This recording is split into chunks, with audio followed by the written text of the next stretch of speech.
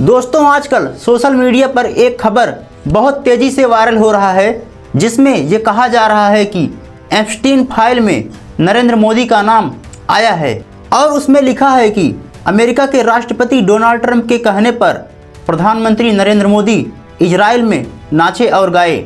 इसके बाद कांग्रेस ने प्रधानमंत्री नरेंद्र मोदी से इस बात का स्पष्टीकरण मांगा और इस बात को लेकर संसद में बहस करने की मांग की। इसके अलावा कई ऐसे पोस्ट वायरल हो रहे हैं जिसमें प्रधानमंत्री नरेंद्र मोदी को एप्स्टीन से सलाह लेने की बात हो रही है। लेकिन आज हम इन्हीं सभी मुद्दों पर विस्तार से बात करेंगे और आपको यह भी बताएंगे कि एप्स्टीन फाइल क्या है और इसमें किन किन व्यक्तियों का नाम आया है। लेकिन आइए सबसे पहले जान लेते हैं कि जेफरी एप्स्टीन कौन था। दोस्तों एप्स्टीन अमेरिका का एक अरबपति और एक प्रोफेसर था और उसे नाबालिग लड़कियों की तस्करी और यौन शोषण के अपराध में दोषी ठहराया गया था।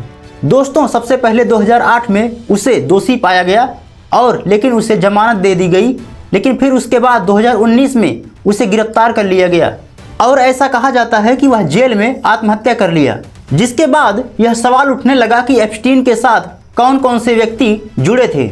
दोस्तों एप्स्टीन कैरेबियन सागर में एक आइलैंड पर एक ऐसे घर का निर्माण किया था जो बहुत ही खूबसूरत और आलीशान था और वहाँ पर कई अरबपति और फाइनेंसर वहाँ पर जाकर पार्टी करते थे और बच्चों के साथ यौन शोषण करते थे। इसके लिए एप्स्टीन उनसे पैसे लेता था। दोस्तों आइए समझ लेते हैं कि एप्स्टीन फाइल क्या है।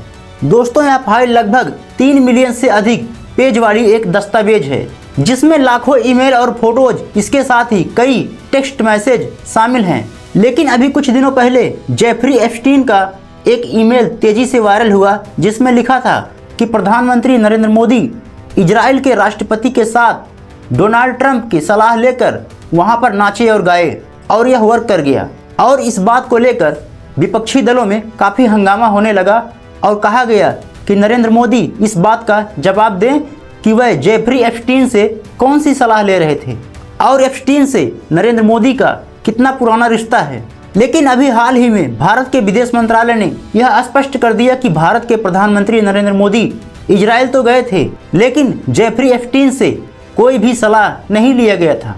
दोस्तों इसके बाद विदेश मंत्रालय ने यह भी स्पष्ट किया कि यह बात पूरी तरीके से गलत है क्योंकि कोई ठोस सबूत जैसे कि फोन्स या फिर ऑडियो रिकॉर्डिंग ऐसी कोई सबूत नहीं मिले हैं। दोस्तों सबसे हैरानी की बात यह है कि एप्स्टीन फाइल में Donald Trump, Elon Musk, Bill Gates जैसे व्यक्तियों का नाम भी शामिल है। लेकिन एप्स्टीन फाइल में नाम शामिल होने का मतलब यह नहीं है कि वह व्यक्ति पूरी तरीके से आरोपी है या फिर दोषी है।